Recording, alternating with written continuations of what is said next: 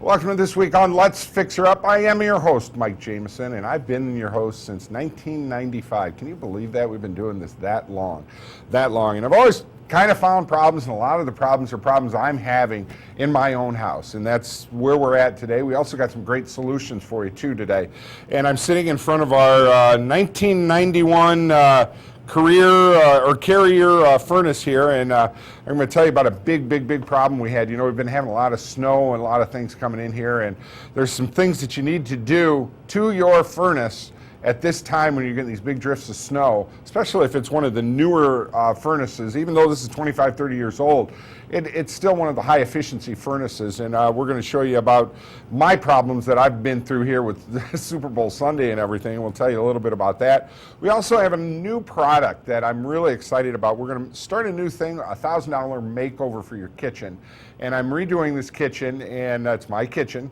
And for less than $1,000, we're going to change the look of the countertops. We're going to do some painting. We're going to talk to some people about different things that we can do to, you know, spruce it up for spring here and not spend a lot of money. And that's definitely what we're in for here. Of course, we'll be out with Kathy Reichow out at Dan R's and, you know, talking about your car, too, with this freezing weather and things that you want to do in the morning to your car to make sure that you do everything right. So sit back, relax, make sure you got yourself a cup of coffee, and we're going to have a great show for you.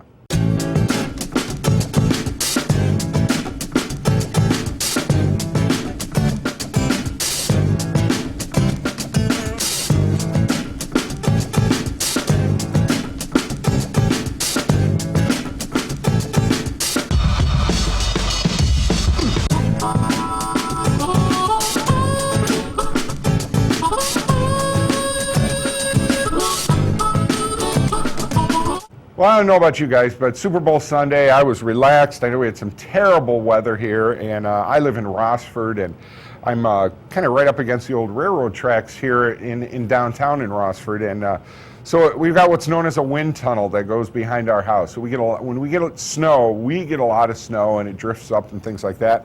Around 8 o'clock at night, I smelled a funny smell in my house, which it almost was a really heavy sulfur smell, and which in all actuality was electrical burning smell, that it was just so intense that I didn't even think it was electrical burning. I noticed that my furnace wasn't running. I was starting to get a little cold. It was about 64, 65 in here, and I noticed something was wrong. So I came downstairs and checked everything out, and the first thing I noticed when I popped the hood on this, and this is something you probably don't want to do yourself. You want to do the exterior stuff yourself. You want a professional to come over and do this, and I noticed water everywhere, and I'm like, oh, this is not good. This is not good. So I finally thought, okay, here's what's happened. Outside, and we're going to head outside in a little bit here, but before we do that, you know what? Let's just go out there right now, and I'm going to show you exactly what I'm talking about. Okay, with these newer furnaces, and actually all furnaces now, they've always had an intake and an exhaust, because you have to get the gases out, and you obviously have to get air into the system. Older homes use their chimneys and are able to do it, but the newer homes used a system like this right here. And what had happened on Sunday, I came out here at midnight Sunday night, and we had snow up to about here.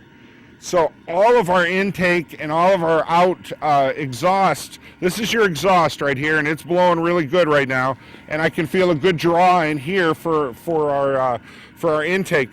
It was sucking snow into the system, and then you couldn't even get the system out, and you couldn't get anything out. Sucking it in. So to make a long story short, we're going to head back downstairs because I'm going to show you exactly what happened.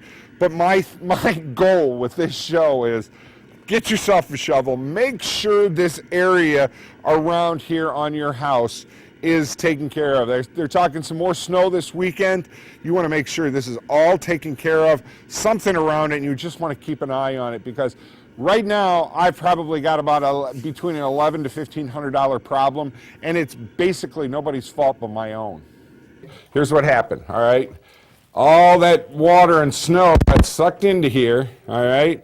it got into this right here, which is actually your boiler, or is your burner system, where your pilot light and your burner is.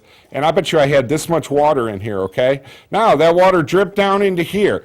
You've got circuit boards all over this. As you can see, we had to replace the pilot. We had to replace the main circuit board, and we had to replace the main harness and all of the system setups in here because I, stupid, didn't check this, okay? Here's just our burner system. Everything got wet. Everything got wet because of that. And I'm telling you, folks, I want you to look these things over. I had Doug Fisher out at Pew Heating, who's been a great friend to us at Let's Fixer Up, come out here, and we did some major damage to this. We really did, and wound up, he wanted getting us heat and getting everything set up for us, and I can't thank him enough for that. But just something you want to check out. Now, Doug had also told me that these systems do have condensation in them. So, you know, if you come in here and you see some condensation, that's okay. That's okay. What I had down here, I had a 1/4 inch of water down here, plus my blower system down there, I had water down in the bottom of the blower system too. So it's not a really good thing. And this system right here, I literally had this much water in here. So it shut my furnace completely down, just completely shut it down, and it is an older furnace. So just something you want to look into here, and I'll tell you what, one heck of a Super Bowl party I had. It is a little chilly here, but we actually got through it. And the great thing about this house is it's 2x6 walls.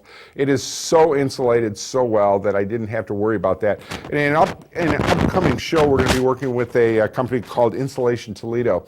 And we're going to be showing you a great new blow-in insulation product that they're doing, and we're going to keep your house warm there. But we do have a lot of other great things going on, but make sure you call your heating and air conditioning company. My guy is Pew.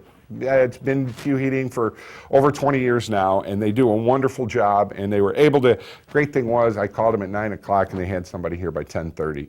Not saying that's going to happen, you never know with the weather, but just great people. And hey, I'm up and running. I got some nice, wonderful heat. And the great thing was, he found some other problems that I had in here that, because I never got it checked. Just never got it checked. So you want to make sure you get your furnace checked. It's not going to hurt to have it done right now.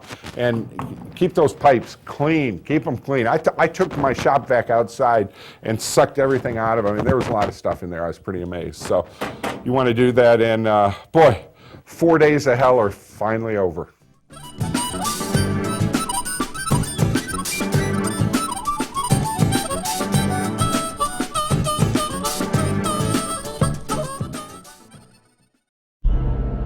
Do your utility bills have you down? Get out from under those heavy bills with new windows from Dunright Building Services. New windows from Dunright can change the vision of your home both inside and out. And right now, for a limited time only, you can get any white double hung standard window for only $179 each. Remember, for a job done right, you better call Dunright. New home, same address. It starts with new windows. Call us at Dunright Building Services today.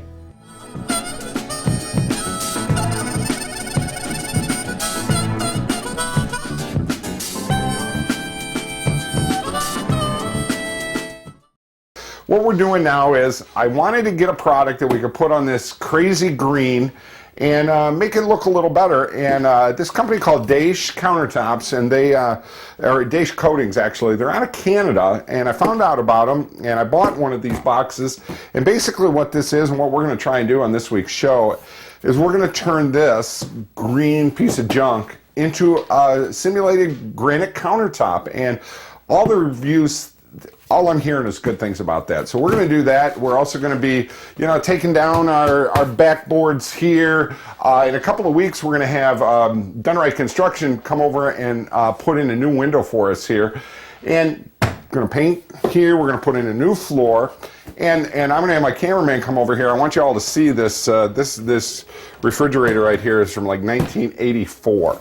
And I figured, right now I don't have the money to buy a new one. So what we're going to do, we're going to try and paint this a flat, or the black that you would see. And I'm going to show you how to get the right stuff and what you got to do that in a couple of shows here. But this week, we're putting in this countertop right here on Let's Fix Her Up.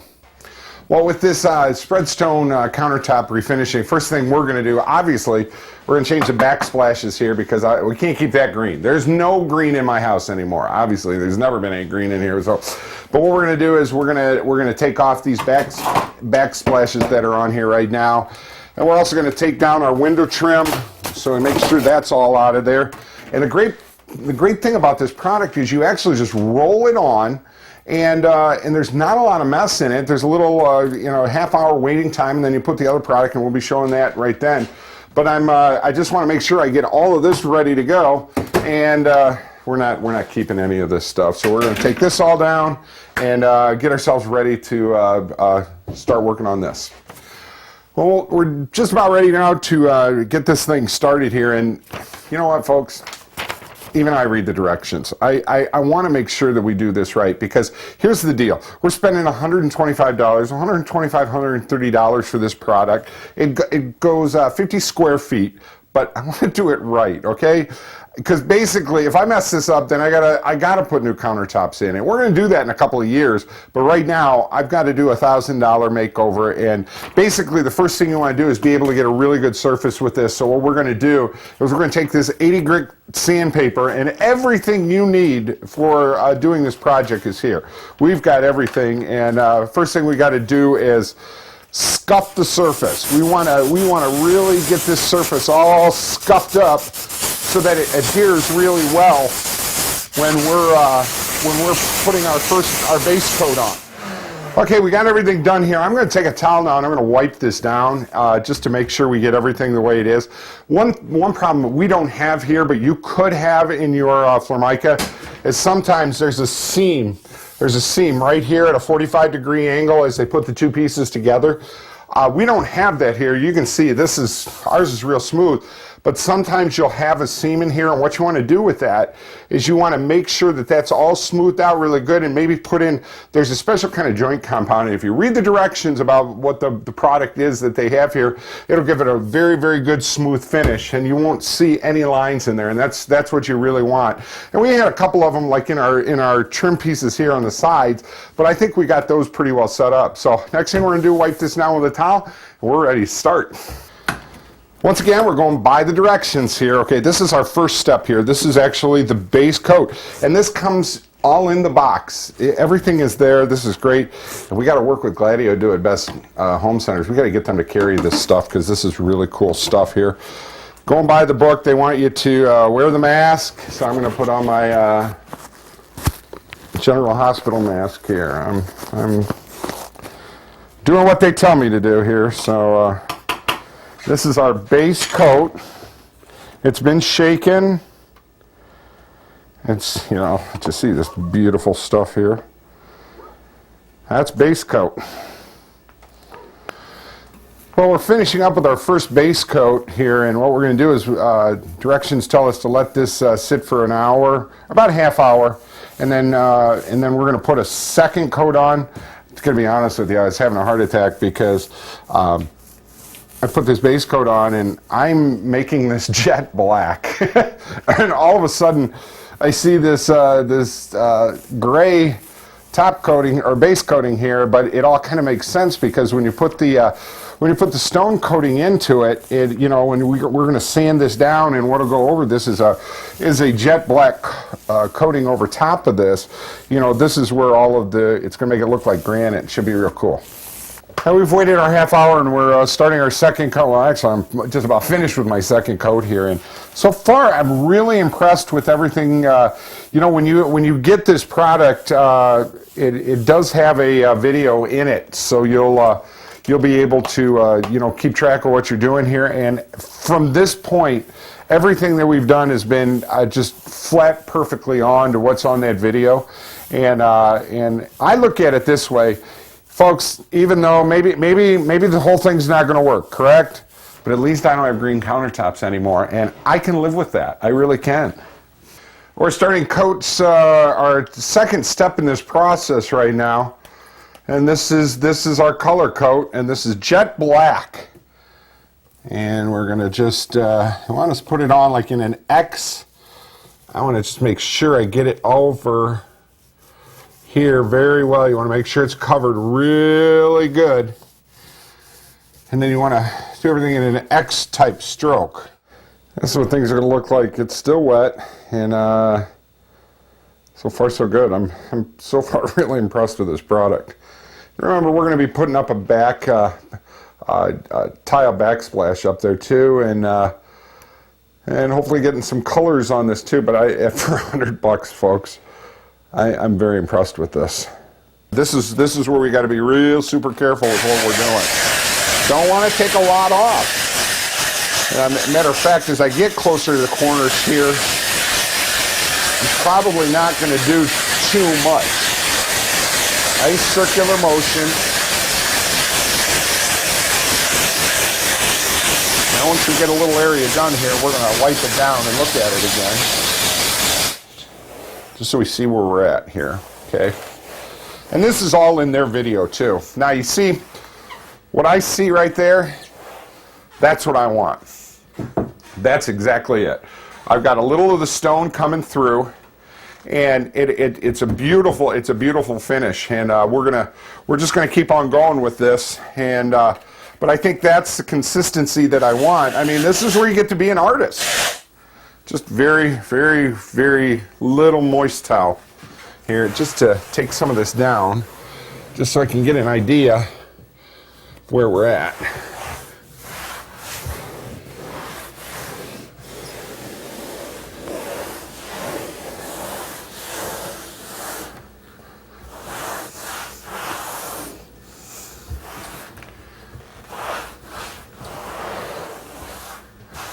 But I'm telling you what, folks, for $125, this product is just incredible, and I'm looking forward to giving you the next thing to do, which is going to be the finish that we'll be putting on here.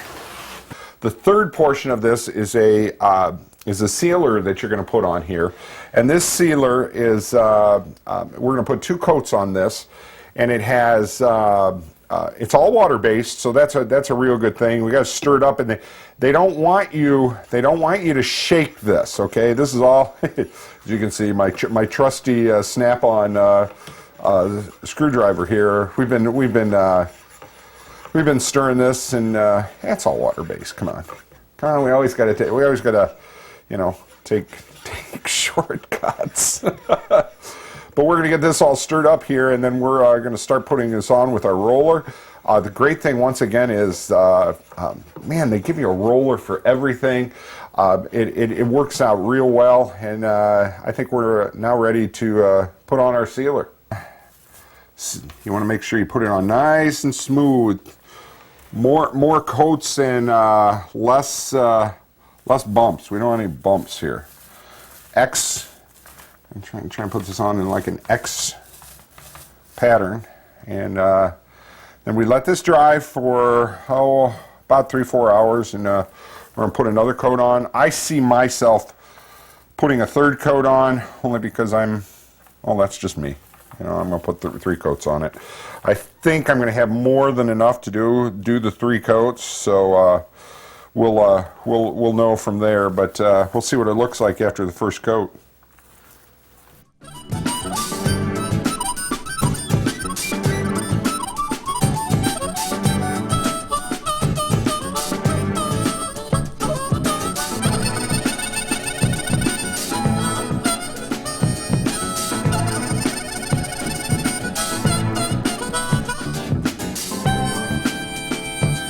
Dan R's Automotive Service Center, 4041 Navarre Avenue, has been servicing the area since 1981 for all your automotive service needs.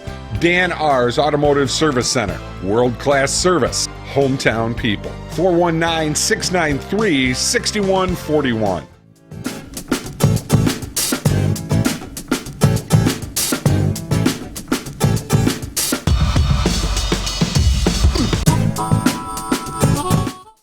Had a couple minutes. We're here with Kathy Reichow with Dan R's. How are you, dear? Good morning. It's cold. It's terrible. Why are we outside? Well, we're having a weather day. Yes, yes. No school today for us. No school. Yeah, right. We thought we'd talk about winter weather in your car. Yeah. And today's one of them days. Yeah, you got the ice. You got the ice. I got to be with her. It's so cold. We got to use one microphone today. Right. But the weather is as bad as it is and everything. We had a friend of mine burned up the motor just on their windshield wipers because of the ice. Right, What do we have to do before we start these monsters? Well, I like to go back to my old saying, seen and be seen. So when you go out in the morning and your car's covered with snow and ice, the first thing you do is start it up. Right. So we're going to start up the car real quick, and then we'll talk about some of the things that you can do to prevent yourself from having major bills with the car repair guy. So I got the car running, Mike, and the first thing I noticed after I started the van was my window is completely covered with ice. So one of my, the things I like to tell my customers, don't get in your car and hit that power window button. Right. Because when you have a condition like this, you are going to cause instant damage to your power window motor or the regulator. Yeah, like this one's stuck. See, it's all frozen on there. Right. So you gotta Gotta clean that off. there we go. Clean that off. Get those so they're loose. We have a lot of customers that, again, hit that wiper button. The wipers will be froze. They're either going to tear their wiper blades, they may do damage to their wiper motor, or even the linkage that connects to the motor. You know, if it's really stuck on there, the motor's turning and the linkage gets all messed up. So take some time to clean your car off when you have, a winter morning. Same way with the headlights. Make sure, Make sure that people can see you. Get all that cleaned off, and then it's 5 minutes. It's 5 minutes of your time.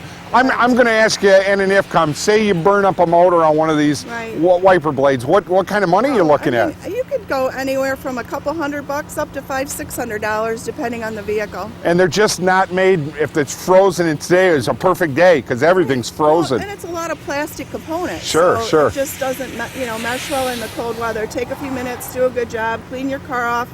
You'll save yourself some money, and you'll be able to see people. Kathy, I know you got some great specials right now. Get them out there. Let's hear what's going on. Oh, well, we always have great tire specials. Yes. Today's a perfect example of when you need to grip the road. It's ice, then snow. We're going to have more ice. Yes. So you want to have good tires on your car. We have great pricing all the time with our Hercules tires on any brand that you may want. We can get any brand.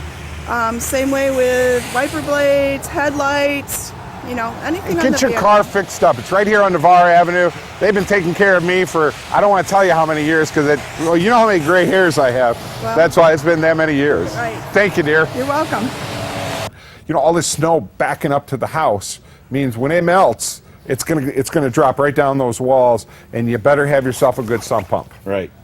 And you got a lot of good ones here. And what are the things that if you're having a little trouble with your sump pump, or what should you look at if you might be having trouble?